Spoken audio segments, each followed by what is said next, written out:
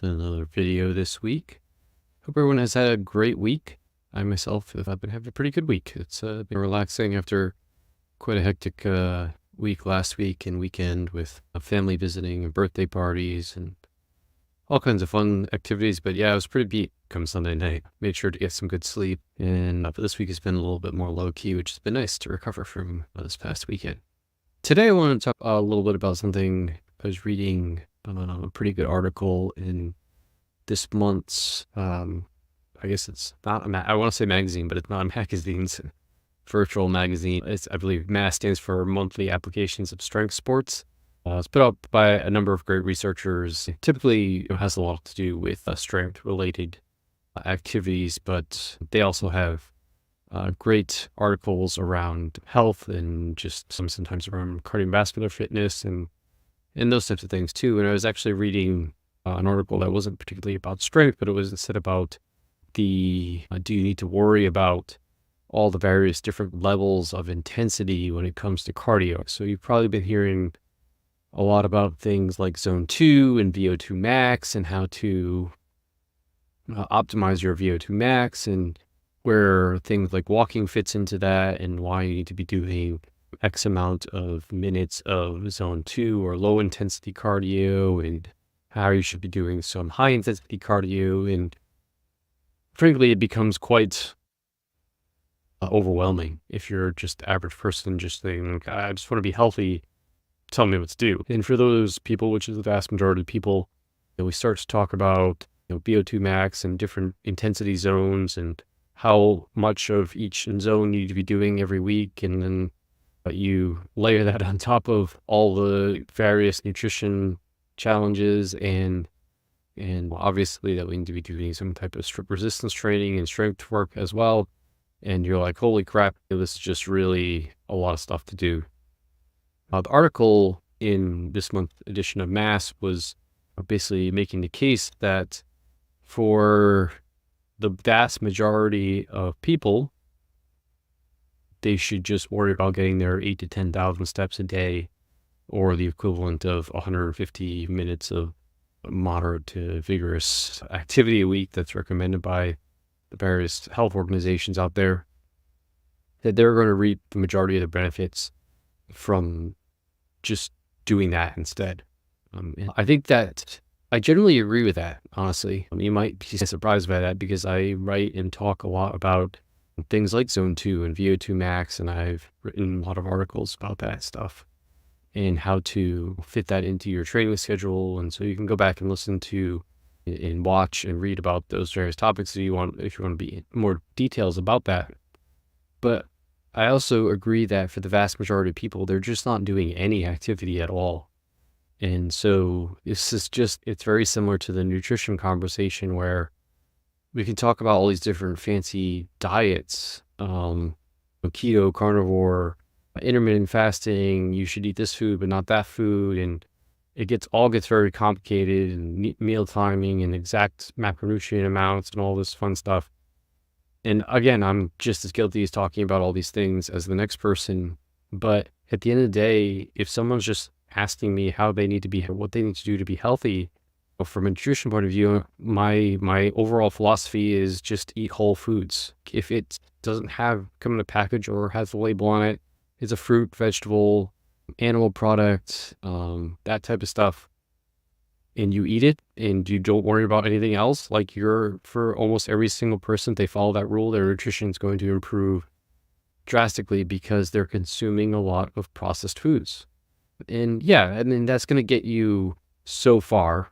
And if you want, from a nutrition perspective, if you really want to really take it, you could just apply a little more specific nutrition guidelines on top of that, and you could get infinitely better. But even going from just following the mantra, I'm just going to eat whole natural foods, from where most people are today, they're going to make massive strides in their health results from just doing that.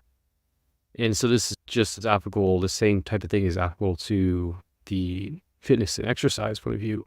We can break down all these very complicated protocols and break down what your exercise routine should look like throughout the week and and what's going to get you the most bang for your buck and all this other stuff, and how many resistance training days you should have, and how many reps and sets you should do, and how many cardio days you should have, how many of those should be high intensity, how many of those should be low intensity, how many minutes of high intensity versus low intensity you do, what about walking, how does just household activities affect that, all that complicated stuff. We can go into all the nuanced details about optimizing all that stuff.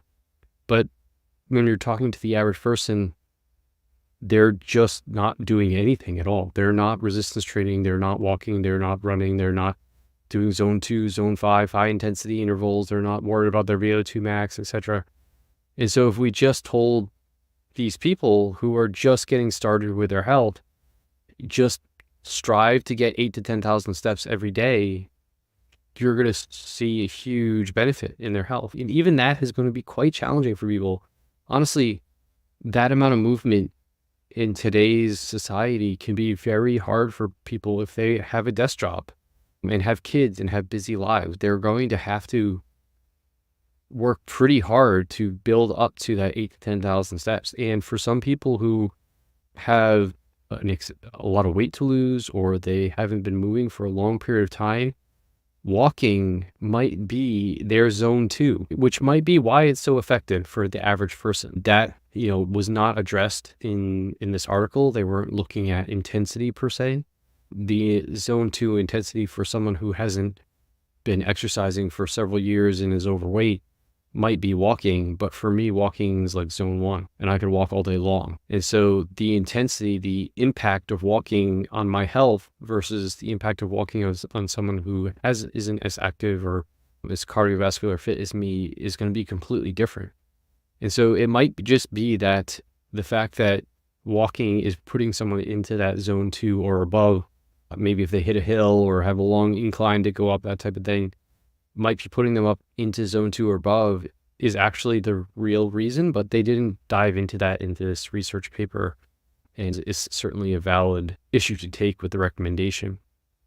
But regardless of what's happening under the covers, we know that the average person just goes for a walk and shoots for their 8 to 10,000 steps a day, that they're going to be pretty much, infinitely better, and they can stick to just doing their walks for probably several months and still make progress in their health goals, or whatever their health and wellness goals might be. And so I don't want to downplay. I think sometimes a lot of people might downplay the impact of walking has, but we need to look at the context in which the person is coming from. And even today, for me, and I probably consider myself, not to sound arrogant or anything, but I have a pretty high fitness level. But like walking makes up most of my activity throughout the week. Okay, but I walk a lot too. I'm getting 16,000 steps on average every day a week. But but I enjoy it, but it makes up most of my movement throughout the day. It is my main movement lever that I will pull whenever I need to get movement in.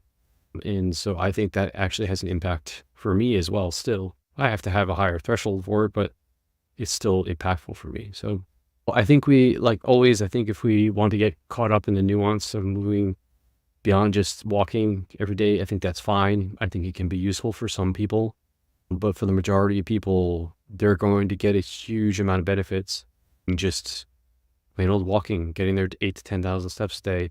And they probably find it more enjoyable, more sustainable, more achievable in the beginning of their fitness journey than it would be if we tried to tell them to do, this amount of zone 2 and this amount of high intensity intervals and this amount of zone 3, and you need to be doing this amount of steps on top of that. That's all very complicated and overwhelming in the beginning, and is frankly hard for a lot of people to do. And if we just simplify it, they're still going to get most of the benefits, even if it's not as complicated. So as always, I think a simplified approach is best, and meet the person where they're at, and do the least amount of work that's going to get the most amount of return. And that's basically the message here with walking and cardiovascular exercise as well.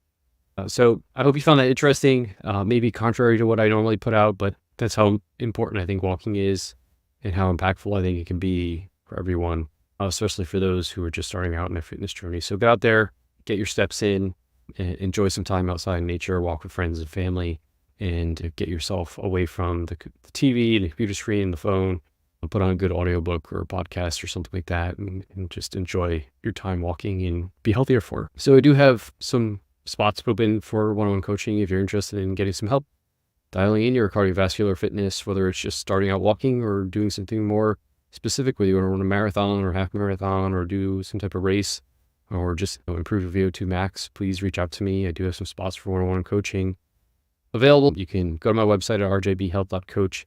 I'll click the schedule discovery call button and that will fill out the form that comes up and I'll get in contact with you. We can talk a little bit more, or you can just direct message me. I'm happy to chat in direct messages as well. Also, if you are interested in keeping up with all the content that I put out on a weekly basis, please, you can go to my website at rjbhealth.coach. Click on the newsletter link at the top and sign up for the newsletter. And then I will email you every time I put out some content, like these videos, or blog posts, and just short snippets of information that are just actionable, useful, and you can put to work on a weekly basis. With that, I hope everyone has a great weekend, and I'll talk